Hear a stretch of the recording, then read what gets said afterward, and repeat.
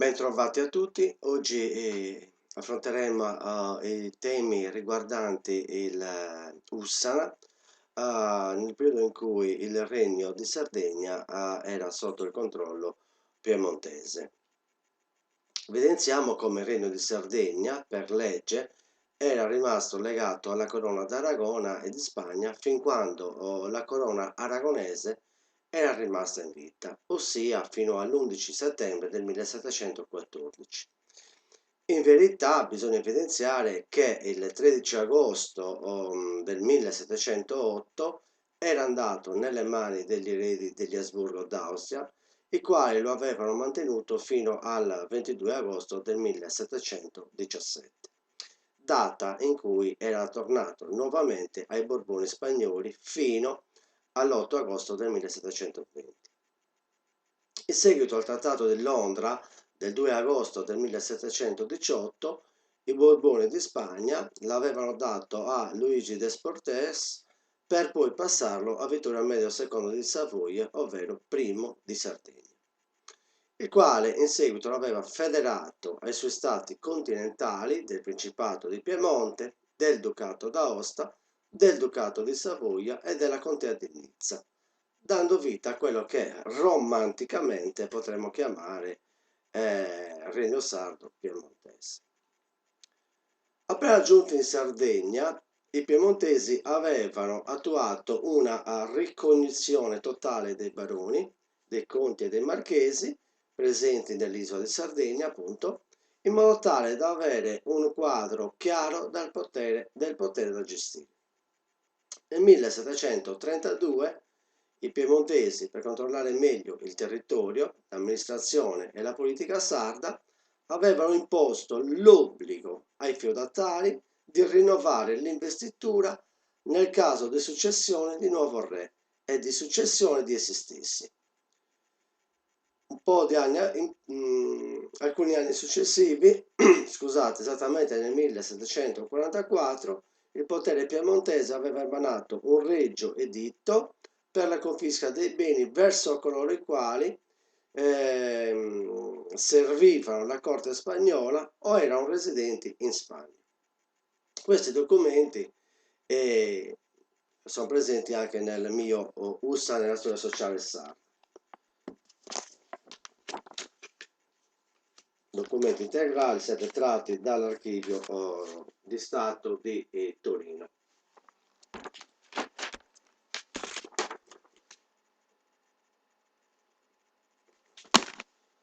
Bene, il 12 luglio del 1756 l'amministrazione fiscale e patrimoniale aveva elaborato una relazione in cui presentava la natura, la provenienza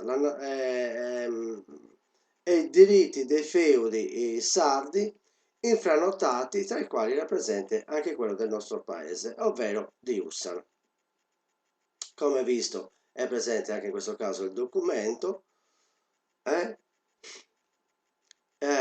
Qualche anno abbiamo testimonianza come nel 1744 Antonio Michele Pinna guidava la chiesa ossanese di San Sebastiano Martire. Andando avanti e per meglio capire il contesto locale del Sabita del suo luogo, continuo presentandovi un po' il contesto generale sardo, in quanto dopo il 1748 si erano viste delle riforme nel mondo demografico e nell'istruzione pubblica. Rammentiamo come nel 1760 veniva reso obbligatorio l'uso della lingua italiana come lingua del regno.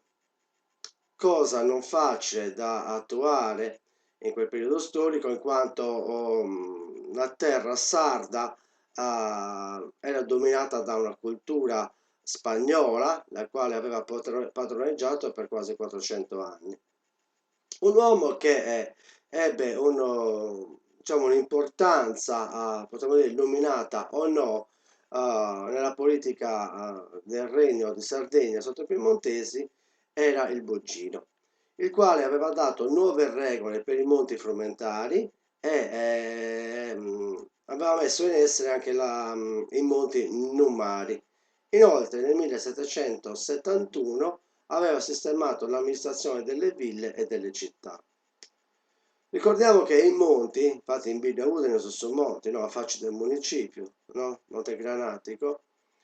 I monti erano delle strutture nate per dare in prestito grano a interesse agevolato, erano governati da un censore generale, il quale aveva fatto inquietare non poco la Chiesa, poiché toglieva loro quella funzione di assistenza e soprattutto di potere sociale all'interno della comunità sarda, delle comunità delle ville sarde, in questo caso anche della villa di Ussana, è un potere che oramai era consolidato da tanti anni.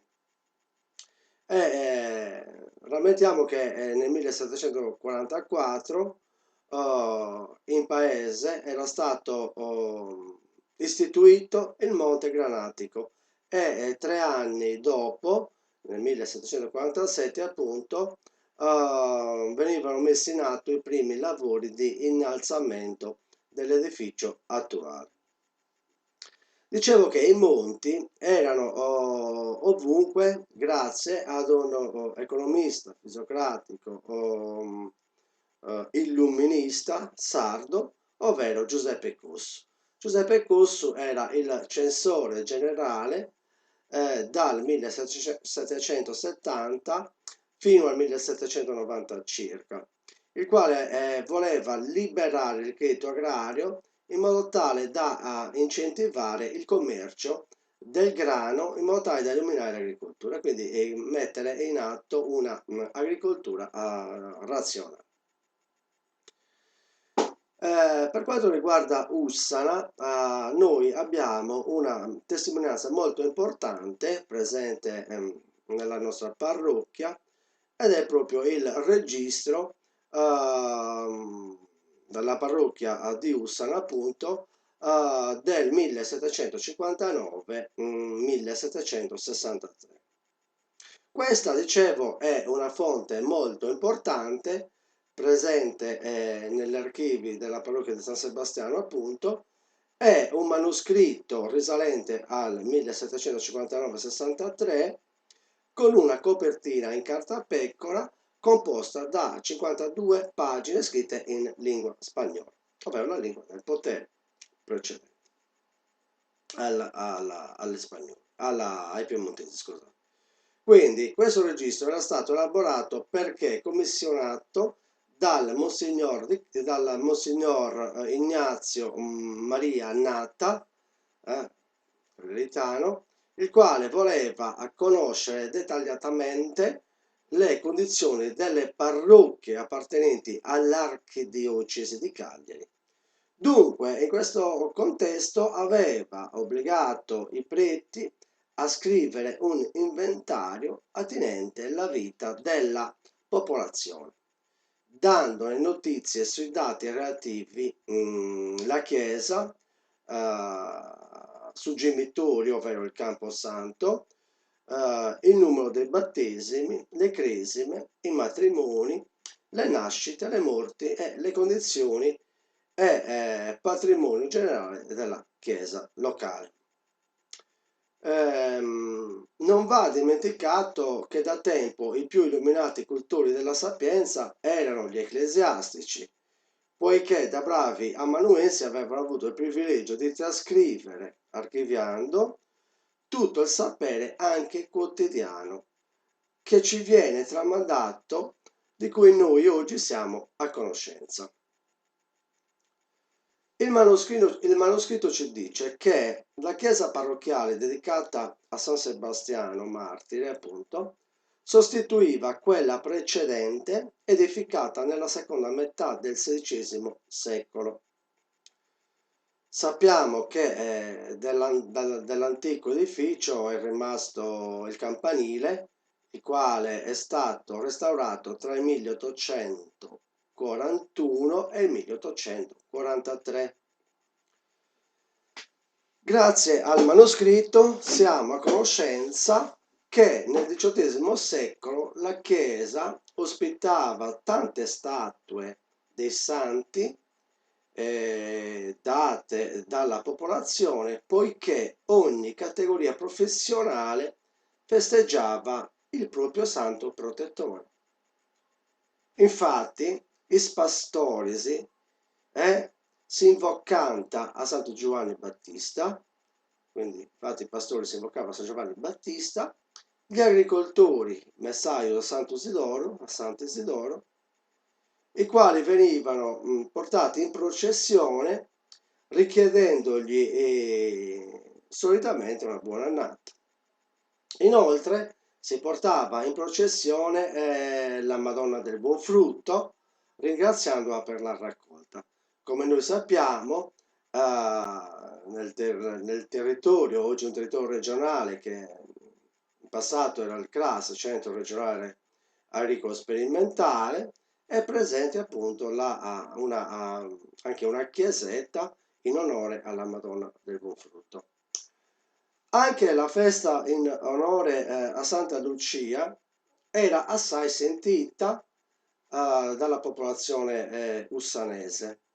Questa religiosità è rimasta a lungo nei tempi, come dimostrano i comitati che si sono succeduti nel tempo. In plus ci viene la Savesta Manna, Savesta Manna, quindi la festa, una grandissima festa, era quella in onore a San Giuseppe, padre di Gesù, babà di Gesù e protettore dei lavoratori.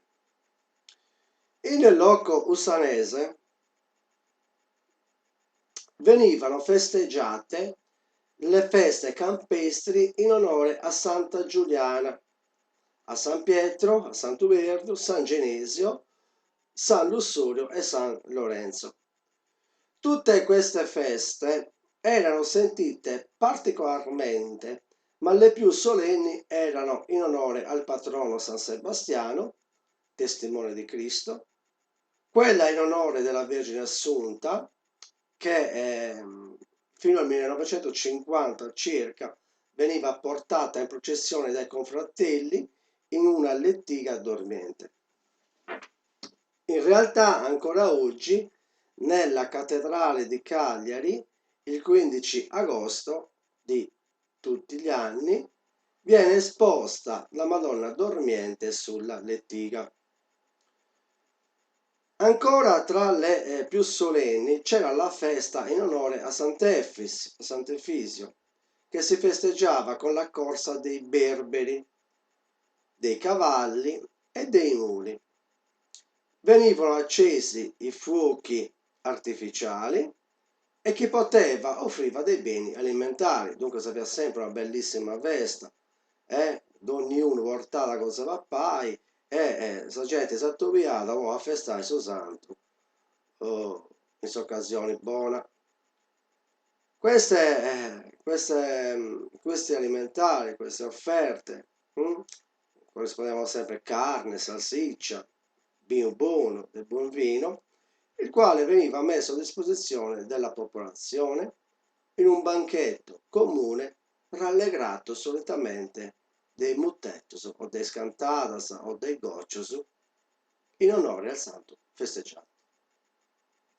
Dal manoscritto emerge che la Chiesa si autogestiva grazie ad un quinto delle decime, le quali venivano date dai proprietari alla Santa Romana Chiesa. La Chiesa di Ussana era proprietaria di terreni agricoli che dava in affitto agli agricoltori locali. Bene, la principale fonte di sostentamento della parrocchia, però, era rappresentata dal buon cuore dei benefattori, i quali spesso facevano delle opere pie, ovvero delle donazioni per voto o per aiutare la povera gente. Per tornare grazie, quindi ringraziare i benefattori, il manoscritto mette in rilievo i martis caschili, veri benefattori della parrocchia, perché avevano lasciato in eredità tutti i loro beni alla Chiesa, la quale era obbligata di ricambiare con messe gregoriane per le anime dei donatori e per educare e formare culturalmente i giovani del nostro paese, della nostra bella Ussana. Mi fermo a questo passaggio e vi do appuntamento alla prossima lezione riguardante Ussana nel periodo in cui i piemontesi dominavano il regno di Sardegna. In buon'ora.